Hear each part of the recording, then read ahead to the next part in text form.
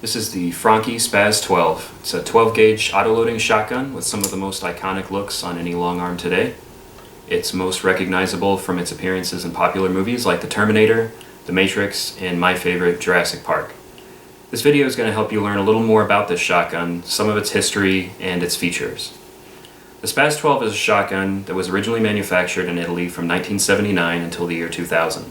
Of all the SPAS 12s ever made, it's estimated only around 1,850 of them actually made it into the US. A lot of people wonder where the name comes from. The word SPAS is an acronym with two different meanings. It was originally intended to be titled the Special Purpose Automatic Shotgun. However, surrounding impending US gun restrictions in the early 1990s, the title was massaged into Sporting Purpose Automatic Shotgun. And the 12 is obviously just there because it's a 12 gauge. Let's talk a little about the features and what sets the SPAS 12 apart from other shotguns.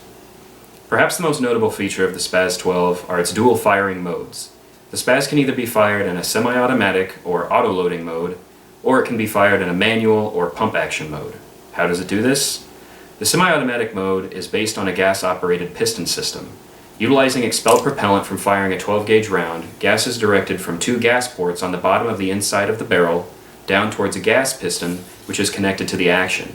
When the piston is forced backwards by the gas, it forces the action back, ejecting the current shell and chambering another, ready to fire again. The pump mode is engaged by depressing a button on the bottom of the handguard and sliding it backwards. This actuates a lever that is connected to the barrel, which closes the gas ports, as well as connects the handguard to the gas piston, which is inside the heat shield. The piston, now receiving no gas from the closed ports, can now only be moved backward by the physical force of the shooter, which again ejects the round. Pushing the handguard back to the front will chamber the next round, and the gun is ready to fire again. The reason for dual firing modes goes back to its military and law enforcement origins. Typically, the only rounds that would be fired out of the SPAS 12 are buckshot loads or slugs, and both of those generate enough force to cycle the action on semi-automatic and pump-action modes. However, if the user was to find themselves in a riot control situation where less than lethal rounds would be required, those rounds typically do not generate enough power to cycle the action, hence the addition of the manual feature. An interview with one of the original importers of the SPAS 12 stressed that the SPAS 12 is an auto-loading shotgun first, and the manual feature is simply an extra and it's not its intended purpose of use. Another iconic feature of the SPAS 12, made most popular by its appearance in the clever girl scene of Jurassic Park, is the folding stock. The folding stock is comprised of two folding sections which can be latched on top or folded out to resemble a more traditional stock. Traditional non-folding stock models were available as well, but the folding stock is by far and away the most sought after. A few variations of the folding stock exist, but the real difference between them is how they lock in the folded position. Some lock with a button, like this one, coming off of a dog leg on the rear part of the stock, and others will have a latch that locks onto the stock, or the top of the rear ghost ring sight. Attached to the folding stock versions was a hook that served two purposes. The first was as a carry handle,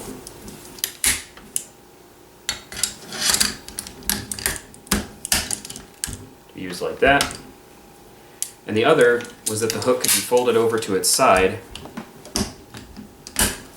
to aid the shooter in firing one-handed, as well as navigating tight quarters while having to use your offhand to open doors or climb over terrain. Though the experience of most owners is that it does a better job of getting hung up on your clothing or on the gear of others around you. The last feature on the SPAS 12 that sets it apart from more contemporary-looking shotguns is the big cage-looking heat shield on the front. This is simply there to keep people from burning themselves after heavy use, but it also contributes to the shotgun's menacing look. One writer for Guns magazine in 1988 wrote that the SPAS 12 looks like it ought to spew out demons and plagues, after remarking that its intimidating design wasn't an accident from Franchi, as they were wanting a line of what they called high-visibility shotguns to act as a sort of deterrent without ever having to be fired. The SPAS 12, while built to be very robust, is comparably heavy, and the introduction of its dual firing mode controls, in addition to some quirky safety features, made the SPAS 12 an easy passover for most law enforcement and military groups. But it did see some action in US SWAT teams, as well as the French Special Forces. If you're looking at purchasing a SPAS 12, there's a few important factors to keep in mind. The first is what options it has. Features like the folding stock, the extended magazine, and most importantly, what version of the safety it has will ultimately impact its value. There was a safety lever available on many of the earlier models of the SPAS 12 which was found to be defective and would actually cause the weapon to fire if one tried to engage it while the safety, while the SPAS was loaded. The push button or crossbolt safety is a huge bonus, as currently there is no aftermarket way to fix the lever action safety outside of replacing it with a trigger group that already has the crossbolt safety installed. The other thing to be concerned with is the condition of the receiver, most notably the inside of the rear of the receiver. The SPAS 12 was equipped with a small piece of material in the rear of the receiver called a receiver buffer, which would dampen the effect of the breech block slamming toward the rear of the receiver while it was being fired.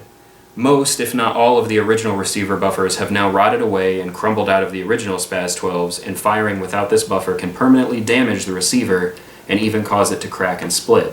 I've recently been able to have replacement receiver buffers manufactured and available for sale on the SPAS 12 project website. To learn more about the SPAS 12, please check out the SPAS 12 project website at www.spas-12.com. Hopefully this video has been informative and enjoyable. Thanks for watching.